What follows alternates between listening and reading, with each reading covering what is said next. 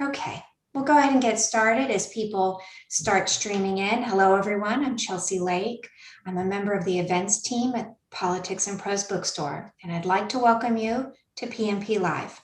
Thank you for joining us in this virtual format in which we strive to bring you the authors we all love to our Politics and Prose community.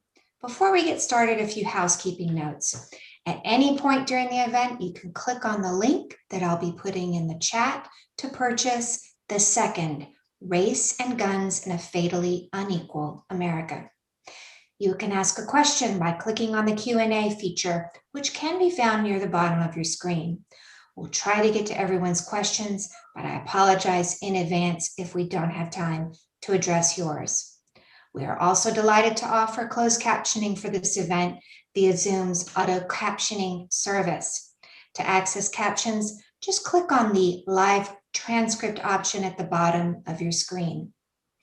It is now my pleasure to introduce Carol Anderson and Dr. Rashawn Ray. Carol Anderson is the Charles Howard Candler Professor and Chair of African American Studies at Emory University. She is the author of One Person, No Vote, longlisted for the National Book Award and a finalist for the Penn John Kenneth Galbraith Award. White Rage, a New York Times bestseller and winner of the National Book Critics Circle Award. Bourgeois Radicals, and Eyes Off the Prize. She was named a Guggenheim Fellow for Constitutional Studies and is a member of the American Academy of Arts and Sciences. She lives in Atlanta, Georgia. Anderson will be in conversation with Dr. Rashawn Ray. Ray is a David M. Rubenstein Fellow at the Brookings Institution. He is also a professor of sociology and executive director of the Lab for Applied Social Science Research at the University of Maryland, College Park. He is one of the co-editors of Context Magazine, Sociology for the Public. Please join me in welcoming them both to PMP Live. Take it away.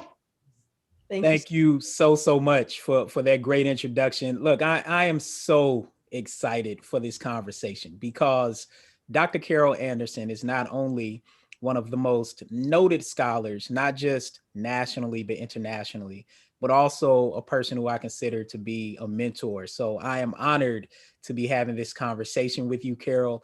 I'm so excited. I mean, and I just have to mention the title of the book again, because I found the title and of course, all of the words that you chose to just be so deliberate. I mean, the second, people you don't have to even put the word amendment on it. People know what people mean and what you mean when you say the second, race and guns in a fatally unequal America. So this is, look, a phenomenal book by an incomparable scholar. And I really look forward to this conversation. Thank you. I do as well. I'm ready to go. All right, well, let's get rolling. Look, the first question I have is, I want to start out with you connecting gun rights to citizenship in the United States. What is the link here? And have you seen it strengthened or diminished over the years and maybe even over the centuries as we reflect on everything that you put into that book? And the way that I got to this, frankly, was the killing of Philando Castile, where you had a Black man who was pulled over by the police, and following NRA guidelines, he alerts the police officer that he has a licensed weapon with him, but he is reaching for his ID as the police officer has asked. The police officer begins to shoot him, kills him.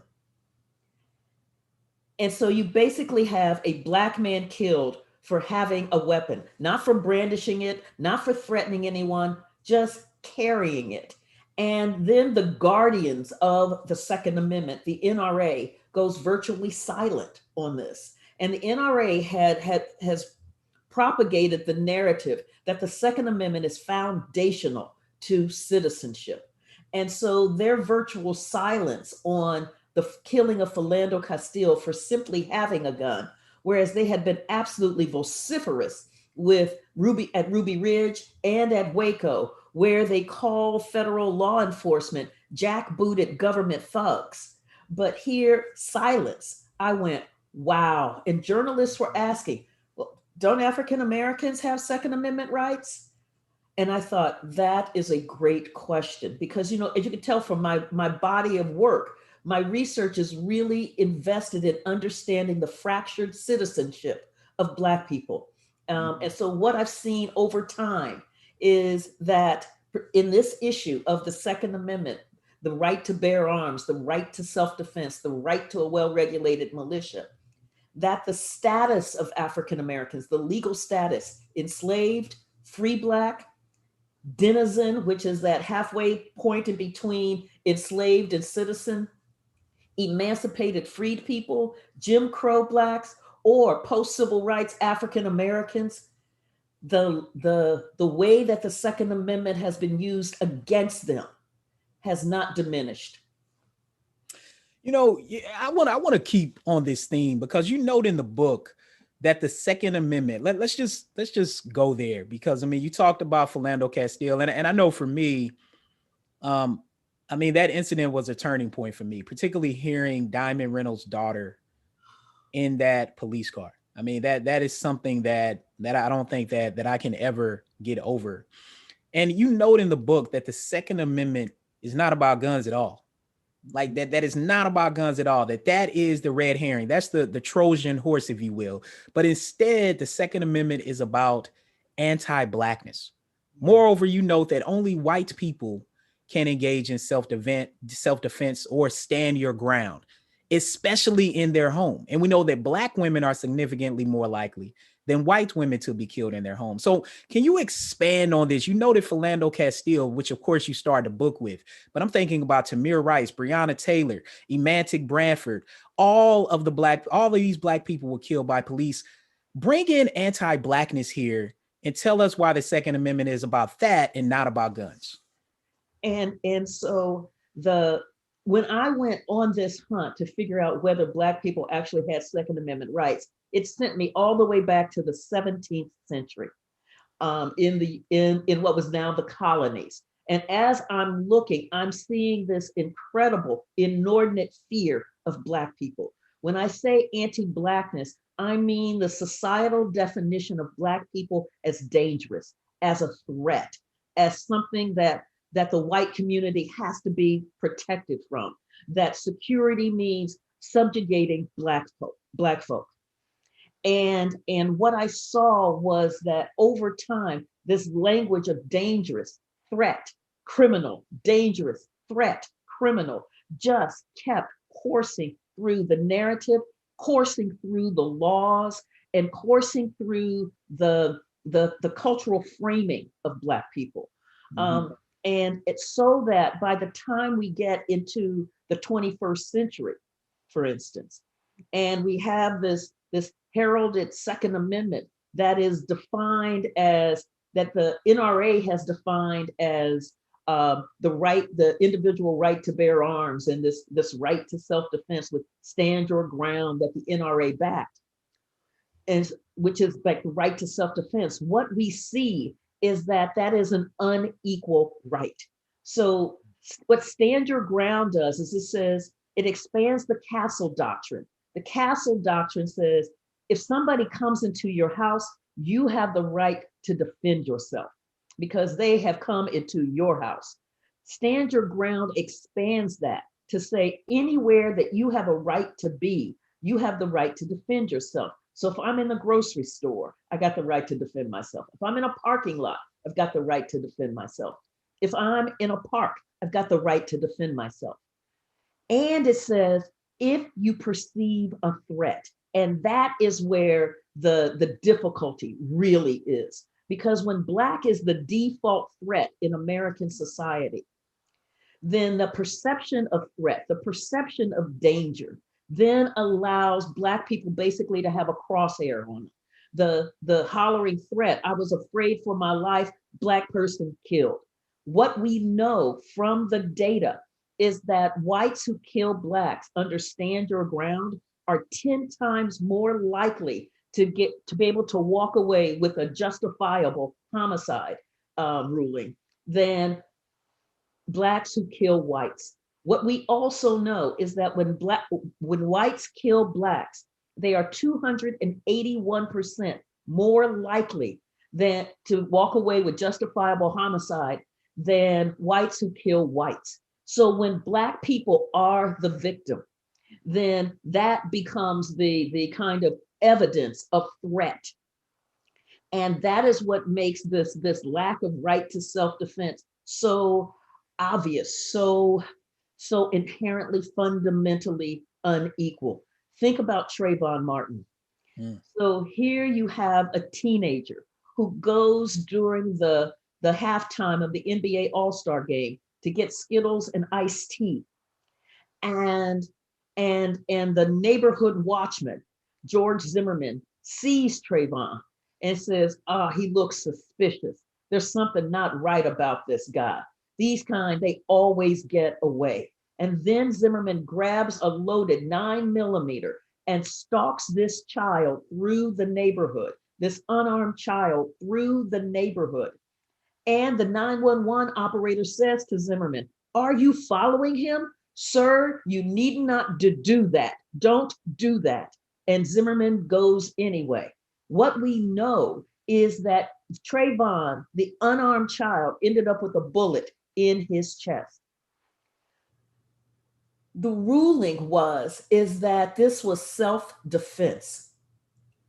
And remember the thugification of Trayvon. They made him taller, heavier, bigger. They criminalized him to dramatize the threat against this poor older guy.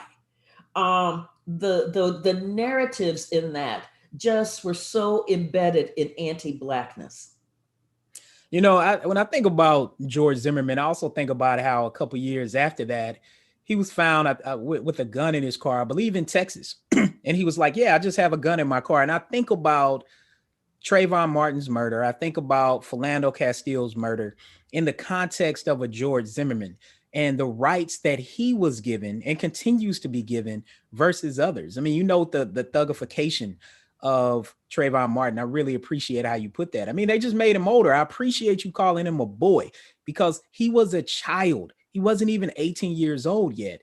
And I think about how Black people, even when we don't have a gun, even when it's just in a car or whether or not it's fake, like 12-year-old Tamir Rice, that Blackness becomes weaponized in ways that arms our physical bodies when no one is committing a crime or resisting.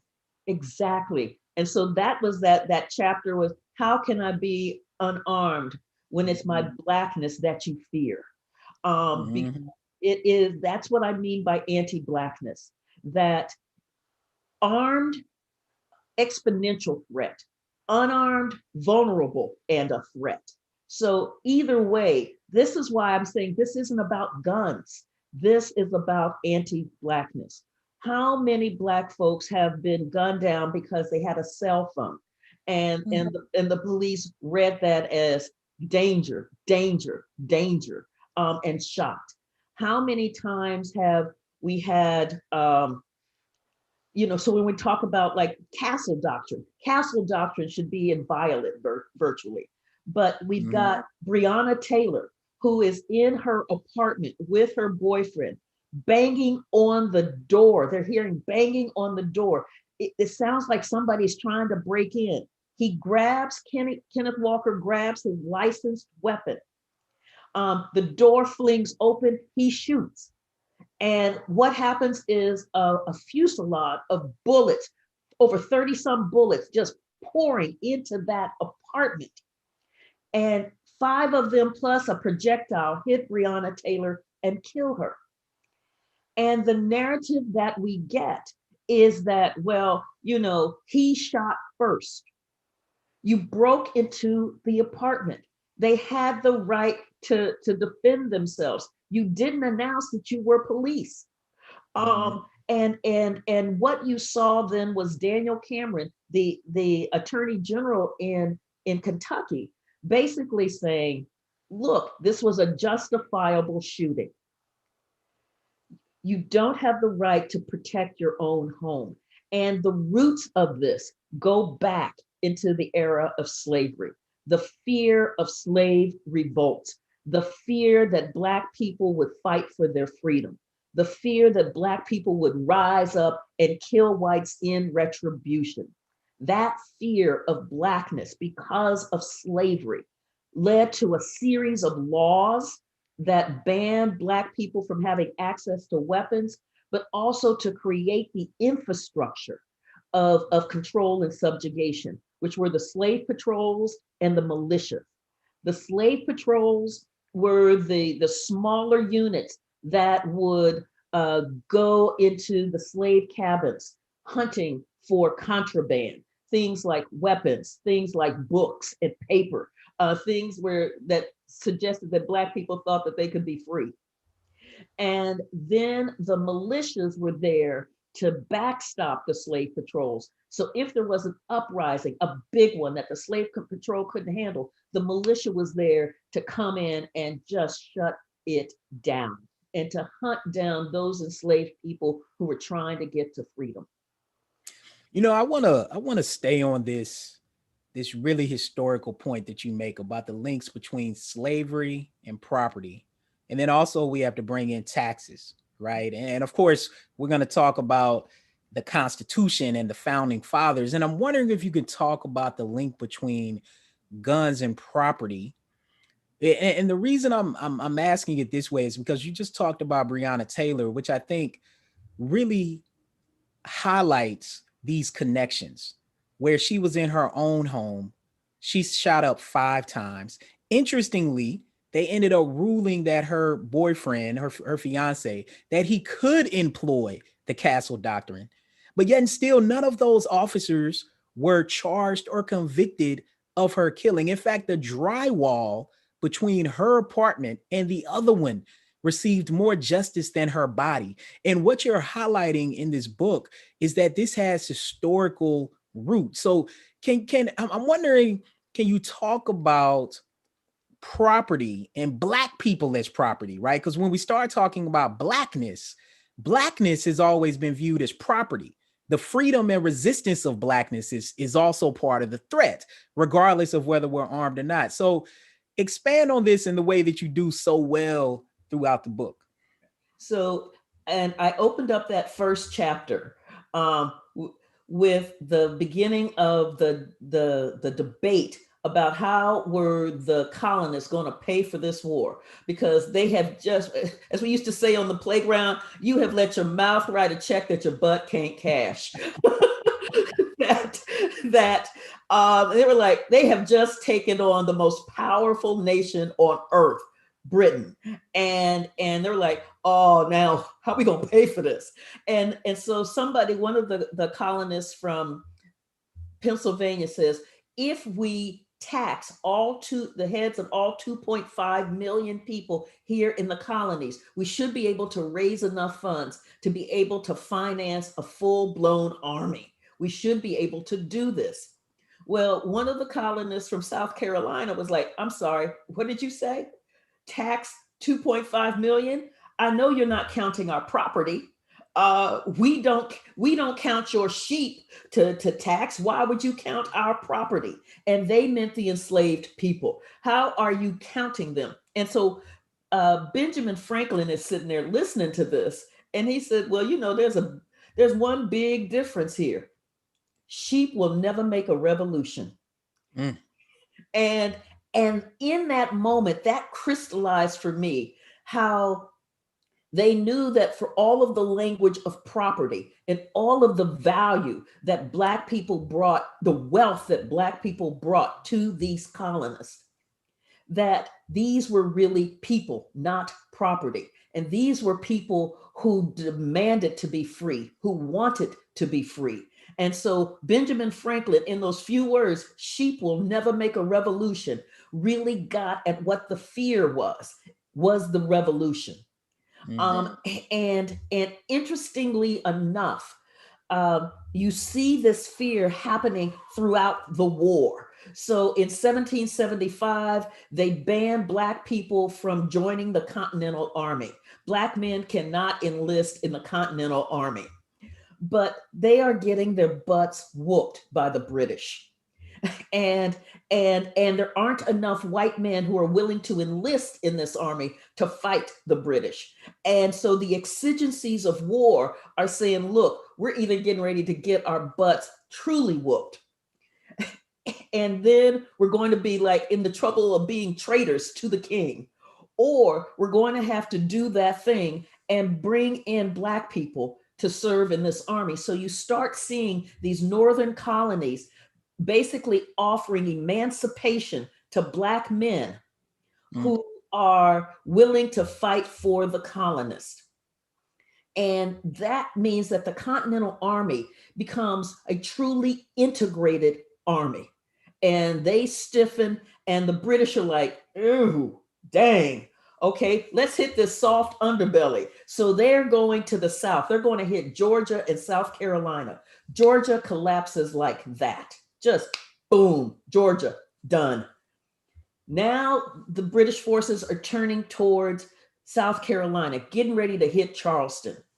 George Washington's emissary goes down to South Carolina and says, look, the British are coming. The British are coming.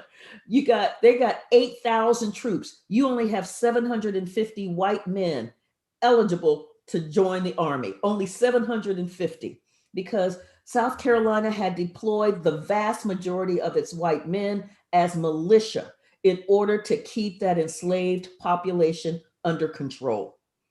And South Carolina said, you want us to do what? You want us to arm the enslaved? Oh no. Oh no. They were horrified, alarmed, and they said, we're not even sure this is a nation worth fighting for. And that they were really thinking about declaring their neutrality in the war or surrendering to the British, because they would rather face the wrath of King George III than arm the enslaved. That is the fear of Black people. That's what I mean by the depths of the anti-Blackness, how steeped in it this nation is.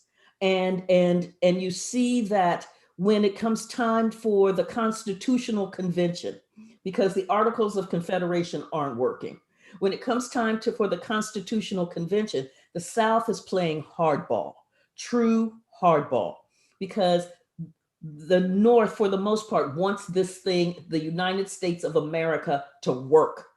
And the South is like, we want slavery to work. And so we are willing to hold the United States of America hostage unless we get the protections for slavery that we need, that we demand. And those protections were a 20-year extension on the Atlantic slave trade, the Fugitive Slave Clause, and the 3/5 clause. What's fascinating about the 3/5 clause is that the same folks that were hollering that we don't, tax your sheep, why would you tax our property? We're now arguing that the enslaved needed to be counted on an equal basis with whites for representation purposes. And so the compromise was, no, we'll only count them as 3/5 for representation purposes. But as the ratification conventions begin to happen and the ratifications begin to stall, and so Virginia was one of the big holdouts. James Madison goes down to the Virginia Ratification Convention in Richmond, and he has to deal with Patrick Henry. And Patrick Henry hates James Madison from the depths and the breadths and the heights that his soul shall reach. And Patrick Henry is arguing fiercely that when Madison put control of the militia in the Constitution under federal control, that what that did was it left the slaveholders defenseless. Everyone knew that militia was important for controlling slave revolts. And they said, we cannot trust the North. The North detests slavery. So do you think those folks from Pennsylvania and Massachusetts are really going to send the militia down here to Virginia when there's a slave revolt? And George Mason is like, yes, we will be left defenseless. And the push was to basically scuttle the Constitution. to get a new constitutional convention unless they could get a Bill of Rights that could protect them. And that is the role of the Second Amendment. When you think about our Bill of Rights, the freedom of speech, the freedom of the press, freedom to not have a state-sponsored religion, freedom to not be illegally searched and seized, to have a free and fair, speedy trial, a right not to have cruel and unusual punishment, and then the right to a well-regulated militia for the security of the state. It reads like an outlier because it is. It is the bribe. It is the same kind of bribe as the 3/5 clause, as the 20 years of the Atlantic slave trade, as the fugitive slave clause in the Constitution. So sitting here in the Bill of Rights, we basically have the right for this militia to control and subjugate Black people, to deny Black people their rights. Yeah, I have so many reactions. I mean, that one, I guess the first direction I'm going to go down is thinking about militias. And I want to connect what you just said to what we've been seeing happening now. And many people would say that we have this plethora of militias that have been popping up, right? And I'm curious how you see the legacy of militias continuing to this day, particularly as it relates to right-wing militias in the United States. And so part of the narrative that we get about these militias is that the militias of back in the day was that they were the bulwark against tyranny. They were the bulwark to fend off a foreign invasion.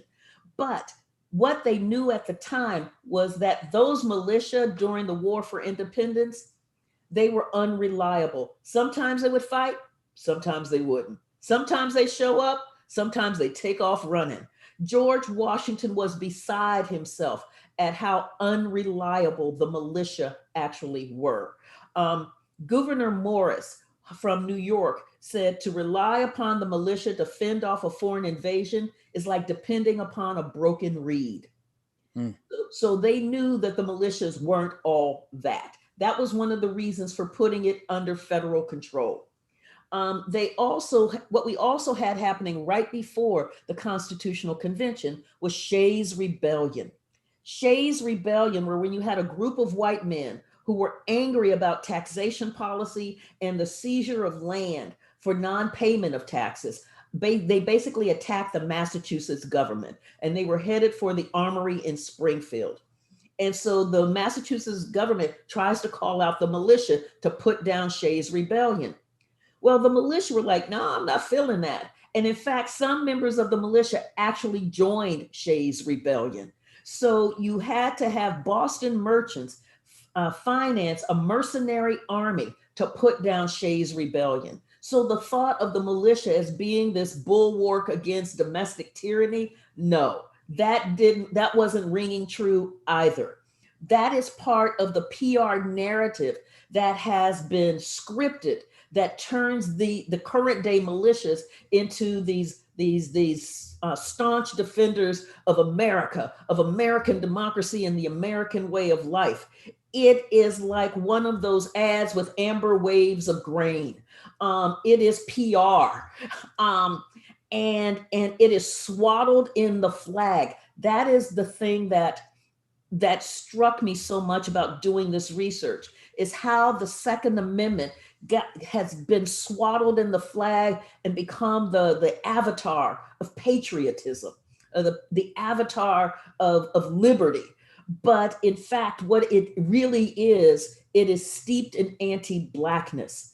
And so what you get then is this really weird warping where you get the narrative of the right to bear arms and the right to a well-regulated militia. But what you really are seeing is the right to subjugate Black people. And so when you think about this well-regulated militia, in terms of these militia groups, these right-wing militia groups that pop up, they are actually adhering to the Southern way of defining militia in terms of the destruction of Black people's rights.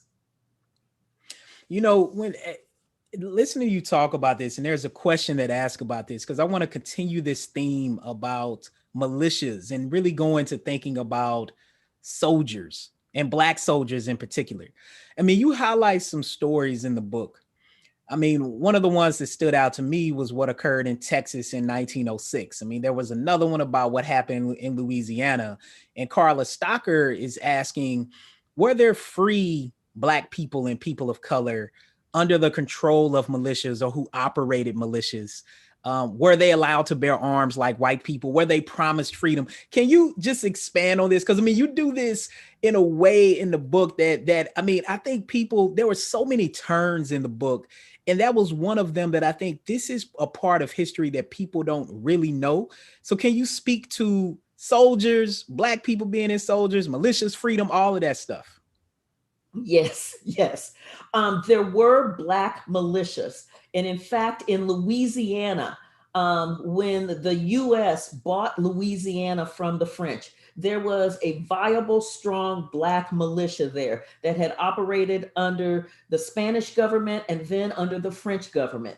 Now that the Americans had bought it, whites in Louisiana, in New Orleans, were demanding that this Black militia be disbanded because they did not want to see Black men with that kind of skill that knew how to use weapons and knew how to fight. But the problem was that this militia was the best militia in that area. The white militia, the governor looked up, because as he was getting this pressure to disband, the governor looked up and he saw that the white militia didn't have really good leadership, that they were too far apart to be able to deal with the scope of the problems that were happening in that area. But this Black militia was on point. And so he tried to square the circle.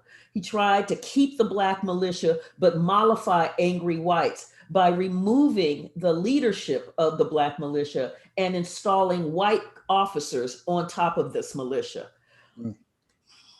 This militia was then called on to help put down a massive slave revolt in 1811. This militia was then called upon to help fight with Andrew Jackson in the War of 1812 at the Battle of New Orleans. And Andrew Jackson was like, "Ooh, I heard you could fight, but I didn't realize you were this good. I mean, you are good." But the promises about equality and citizenship that are supposed to come with military service just basically evaporated. Because what the Andrew Jackson then after the war sent that Black militia out into the swamps as labor battalions. And you had the pressure coming in from the Louisiana government to disband this Black militia, disarm them and disband them, which eventually happened by 1834. You also had, when you think about it, during the War for Independence, as Black folks are in the Continental Army and they are promised freedom, that freedom was really tenuous, really tenuous. Sometimes it got reneged upon, sometimes it followed through, but Black folks, the language of free Blacks is you had a Virginia court ruling that basically said, if you are Black, our assumption is that you are enslaved, and you have to prove otherwise. So you sitting around here, strolling around going, "I fought for this nation. I fought for independence. I fought for freedom, and I got my freedom." That won't matter. What matters is you have to prove you are free, because our assumption is that with Black skin, you are enslaved. Mm. We see this happening after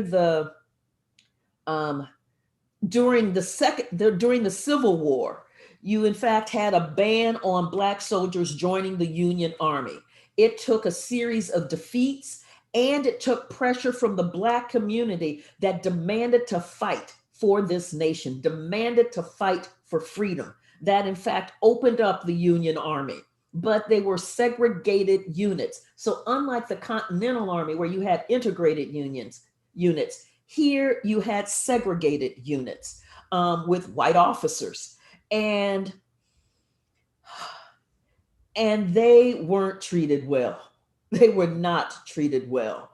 And after the war, when you had Black soldiers as part of the occupying force in the South, and you're having all kinds of violence raining down on the newly emancipated folk, and this line of Black soldiers saw themselves as the line of defense for this newly freed community. And whites were hollering up to President Andrew Johnson that the violence was because there were Black soldiers here. And you've got to understand that seeing Black men in uniform parading around with their guns is just horrifying. It is unseemly. It just violates the laws of nature. And if you would remove them from our presence, remove them as an occupying force, then there will be peace in the South. Now, when you think about, this is where you get the kind of Orwellian playing with the language. They didn't want peace; they wanted subjugation. And Andrew Johnson, who was a racist of the first magnitude, had the Black soldiers removed as part of the occupying force in the South. So after the First World War, you asked about Black soldiers. After the First World War, Black soldiers were treated horribly by the Americans in the First World War. Yeah. But when they were in France, they tasted a kind of freedom that they had only imagined. So imagine being in the middle of trench warfare, but it is better than what you had in the US. And that's what these Black soldiers had. And so there was this fear in the US that the kind of freedom that Black folks had tasted over fighting in this war to make the world safe for democracy, that they would come back to the US and not accept their place as subjugated people, as second-class citizens, that they would think that they were equal. And so we get Red Summer of 1919 that is about destroying this sense of equality in the Black community, burning it, killing it, machine gunning it. The blood ran in the summer of 1919. I mean, it sure did. I mean, and of course, I mean, one of the things you talk about is what happened in Arkansas. I mean, of course, people are now starting to know about Tulsa, but there were so many of them. Could you talk to people? I mean, you can use a myriad of examples, but Arkansas, what happened there is the one that really comes to mind for me. Could you talk about that and make the parallels to today? Because when we talk about Red Summer, it was a series of pandemics as well, right? We were dealing with the flu, the Spanish flu. We were dealing with racial disparities there. We were dealing with over policing and police brutality. We fast forward 100 years and we're dealing with those same pandemics today of health disparities from a pandemic, police brutality, and systemic racism. So talk to us about Arkansas and kind of make that connection between the Red Summer and what's happening now in America. Yeah, and I've got to say, when I was working on this, this part made it just so hard because we were living through it at the same time. So in Elaine, Arkansas, what you had Black sharecroppers who had been working for an entire year and not getting paid. So imagine working for a year and the debts are rolling up and you know that it's going to be balanced with your pay. And then the landowner's like, no, you don't get any money. And so they got tired of working for free. It actually is worse than working for free, working to be deeper in debt. And so they decided to organize a union. And so they were meeting in a church in Hoop Spur, just right outside Elaine, Arkansas. And they said, if the white folks find out, they're going to kill us. And they set up a sentries outside to guard against that. self-defense. Well, the white planters had sent a surveillance party there to shoot up and break up the meeting. Well, the sentries spotted them, and there was an exchange of gunfire. A white man was killed and a white man was wounded. Word got back to the town, to the planters, that Black folks had killed white people. And it was like, this is the beginning. This is a Bolshevik move. They are out to kill every white person in Elaine, Arkansas.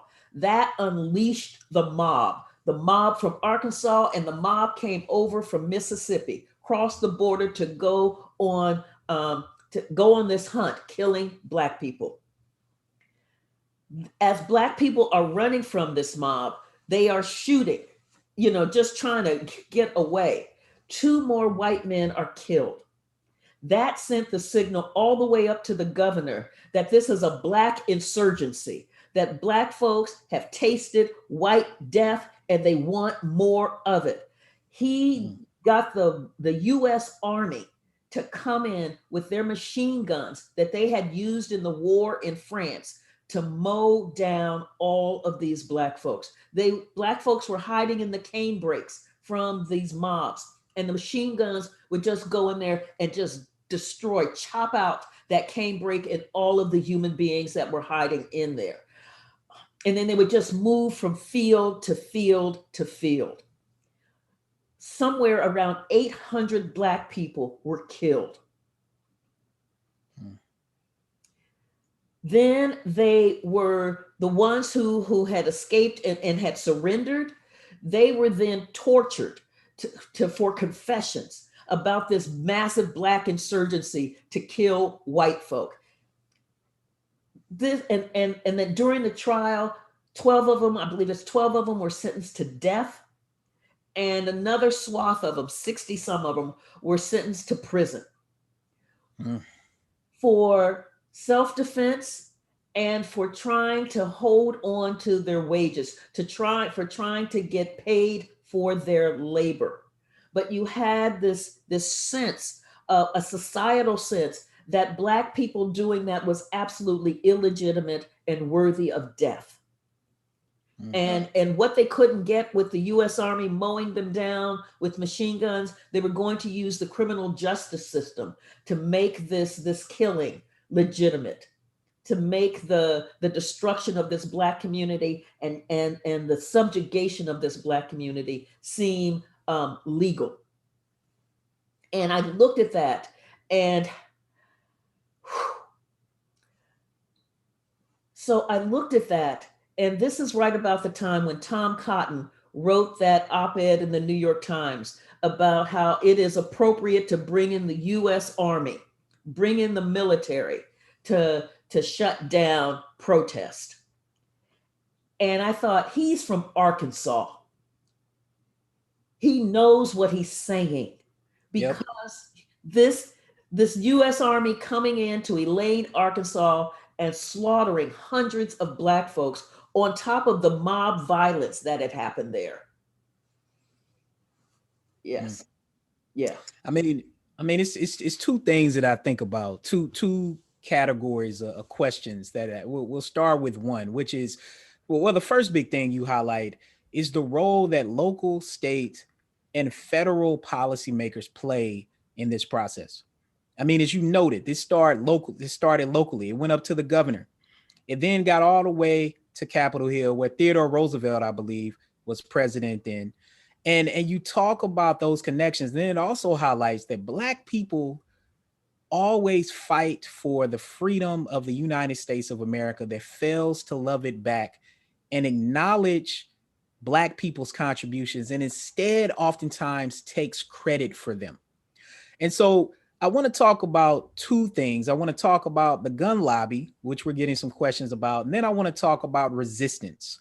And so on the first point, as it relates to the gun lobby, let's talk about the NRA for a second. No pun intended when I said the second.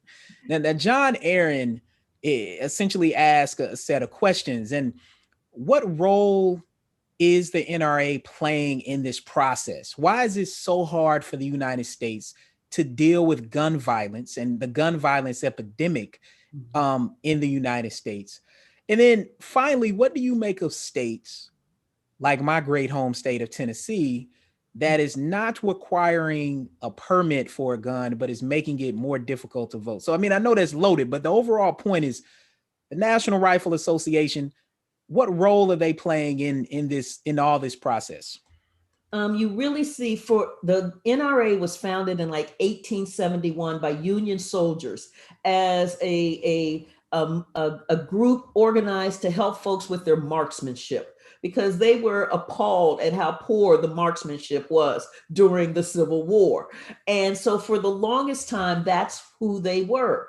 And you saw them kind of say something about the federal ban on sawed-off shotguns in the mid-1930s in dealing with gangsters.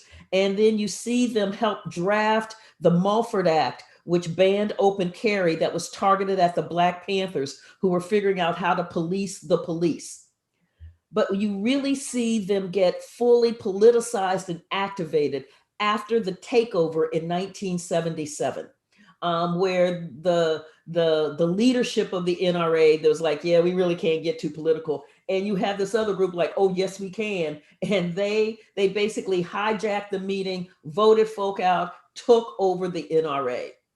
And the NRA, that hyper politicization, then led to a recrafting of the organization's vision and its role in politics. And so you see that on the NRA's, at the NRA's headquarters, they have removed the first part of the Second Amendment about the right to a well-regulated militia, and have instead emphasized the right of a people to bear arms shall not be infringed. That's what's on the, and so that was the motto that they kept harping on, pounding on, swaddling in the flag, this individual right to bear arms. It has worked. So to the point where you had Chief Justice Warren Burger calling what the NRA had done the biggest fraud perpetrated on the American people.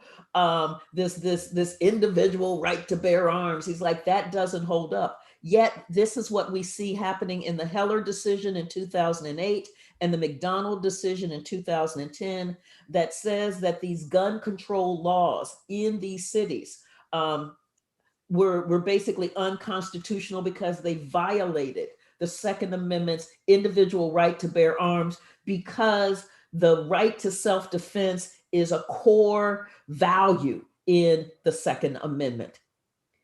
So this question then about why in the midst of Sandy Hook, in the midst of Pulse, in the midst of God, so many, why we haven't seen Las Vegas, why we haven't seen real gun safety laws. And I posit that what we're looking at, and I did a piece in The Guardian where I said we are seeing the convergence of two pandemics. One, mass shootings, and two, the pandemic of anti-Blackness. And what that means is that this fear of Black people coming to as a threat, coming to take from whites, is what becomes the barrier to really thinking through real gun safety laws. That fear of being left defenseless. You heard it when Charlton Heston was president of the NRA. We heard it from Lauren Boebert, who said, if we have to defund the police and if we don't have our Second Amendment rights, we will be left defenseless to all of these gangs and these thugs and these drug dealers. Now, what we know is that gangs, drugs, thugs, and drug dealers, that's synonyms for African Americans in this society. This is part of the criminalization of Blackness. And so that sense of being left defenseless, and Jonathan Metzl's Dying for Whiteness deals with this as well when he talks about dealing with whites who had suffered gun violence in the family, and then discussions about gun safety laws. And they're like, no, we've got to hold on to our guns because those people from St. Louis will try to come down here and take everything that we have. So that fear of Black people, that fear of being left defenseless, is what becomes the fear motivator that consistently short circuits common sense gun safety laws. And so we would rather deal with the lack of security in our schools, the lack of security in our churches, the lack of security in our grocery stores, the lack of security in our malls, than have to deal with real gun safety laws and dismantling the anti-Blackness that is driving this. You just talked about so many things. I mean, it speaks to Debbie Notkin's question, and she was essentially asking about the Black Panthers. And one thing I've always noted is that Ronald Reagan was an anti-gun governor and a pro-gun president. And I mean, he was able to navigate that conundrum, I think, because of the ways that you're talking about it. And on the point of the Black Panthers, I want to shift to talk about resistance, specifically Black resistance. How have Black people resisted this process that you're talking about, this link between the Second Amendment and anti-Blackness? How have Black people resisted that? And how has that resistance changed over time? Black people have consistently resisted their subjugation. This was part of what was driving the fear of Black people, is that they refused to stay in that subjugated, rightless labor spot. So this is why we had the Stono Rebellion in 1739 in South Carolina. This is why you had when Gabriel's Rebellion in 1800 in Virginia. This is why you had in 1841 in Cincinnati, whites were coming to the Black side of town to destroy Black people because they had heard that a Black man had tried to rape a white woman. And so, but Black folks had their guns and they took up their defensive positions and shot. And that pushed the white mob back. The white mob went, did they really shoot at us? It was like, yes. And so the white mob came again, Black folks shot again. So the mob went back and got a cannon. They brought a cannon to a gunfight. Then the police decided to intervene. How the police decided to intervene was not to arrest the folks who were trying to kill Black people and brought a cannon, but instead to disarm the Black community, thinking that removing the weapons from the Black community would ease the fears of whites. But all that did was to leave the remaining Black folks there, vulnerable to the massacre that happened afterwards. You had the resistance. I'll take us up to the Black Panthers because I know we're short on time. I'll take us up to the Black Panthers in California in the 1960s. Police brutality was just raining down on the Black community. Murders, beatings, just sheer humiliation and degradation happening. And there was no accountability. There was no force in the system that would get these cops to stop. So from that comes the Black Panther Party for Self-Defense, founded by Huey Newton and Bobby Seale. And what they decided to do, they knew the law. They decided they would police the police. So they knew what the open carry laws were. They knew the kinds of guns they had to have, they could have, and they knew that they had to be licensed and they knew how to carry them. And they, as well as they knew the distance they had to maintain from a police officer who was arresting someone. But the cops did not like having these leather-wearing, gun-toting Black people who were not silent, watching them as they are arresting Black folks. So the Oakland PD ran to Don Mulford, who was a California assemblyman, and said, we need your help. Every time we pull these Panthers over, we can't get them on anything because what they're doing is legal. They've got the right guns, they're licensed, they're not pointing them at anybody. I mean, they're doing, can you make them illegal? And Mulford decides, yes, I can. And he begins to write up, with the help of the NRA, the Mulford Act that bans the process, that bans the strategy that the Panthers use in terms of open carry to police the police. And Ronald Reagan was, I will eagerly sign that bill the moment it hits my desk. And so you have this resistance happening in the Black community. And what you consistently see is the power of the state to overwhelm that resistance. I wanna ask you one quick question, because I know that we're running out of time here. I mean, because this has just been an amazing conversation. I mean, I have still a list of questions, but the one that I want to end with, and I don't want to give away the end of the book. If people have not read the book, I want people to ensure that they do. But in thinking about that, and in line with the question that we got about thinking toward the future, when people finish reading this book, because look, I'll tell you, Carol, when I read this book, I got a headache. And let me tell you why I did. I got a headache, not because it's not amazing as I was reading through it, it's because it's so heavy. And this is the same physiological response that I have to my own work. And so I'm thinking about you coping with that. I'm thinking about your writing process, but more so in thinking about people who read it.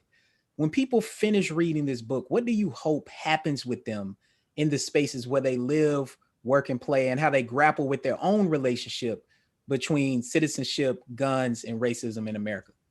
And what I'm hoping is that we will remove the Second Amendment from its hallowed ground, from being so venerated as this hallmark of citizenship, and treat it the way we treat the Three-Fifths Clause, as an example of the deal cut with the slaveholding South to denigrate and debase African Americans. And that once we understand how anti-Blackness is foundational, we begin to dismantle the anti-Blackness in the society so that we can really be free. Anti-Blackness is doing enormous damage. You had asked about the role of voter suppression with this, and it's all the same. It is the fear of Black power, the fear of Black insurgency, the fear of Black voices, the fear of Black humanity that is driving this. And so that's why we've got to have good history that lays this out so that we can engage. We can fully engage with accuracy, that the militia is not this wonderful thing that stopped the British, because they weren't. That Black folks fought in these armies over and over for the United States of America. And the response was that basically second class to no class citizenship. That we have to have these real conversations about real history so that it's like therapy. So we can tell the truth and we can get better. We can get free.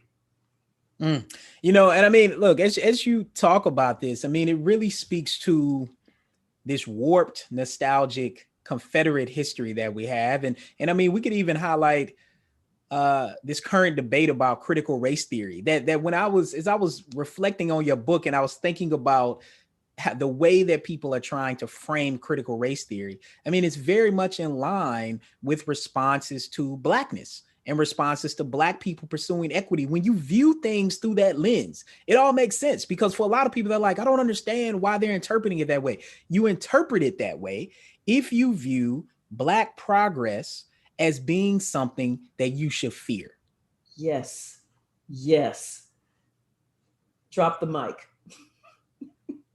Mic drop. I mean, look, we are basically at time, and this has been an amazing conversation. I mean, Dr. Anderson, I really, really appreciate your time.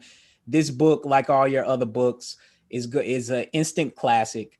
And I mean, it grapples with an issue that is at the core of what Congressman Hakeem Jeffries calls America's genetic birth defect, and that is racism. Yes. Thank you. Thank you so much, Rashawn, Dr. Ray, and thank you so much, Politics and Prose, for hosting us. Well, thank you both for such an important conversation. I wish we had more time.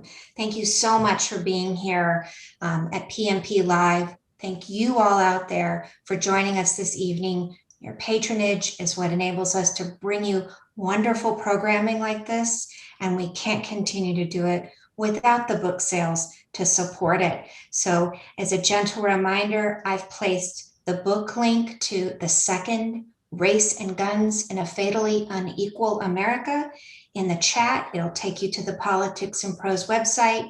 While you're there, check out our events page. We hope to see you again soon. In the meantime, stay well, everyone, and stay well read. Thank you both so much. What a great conversation. Thank you.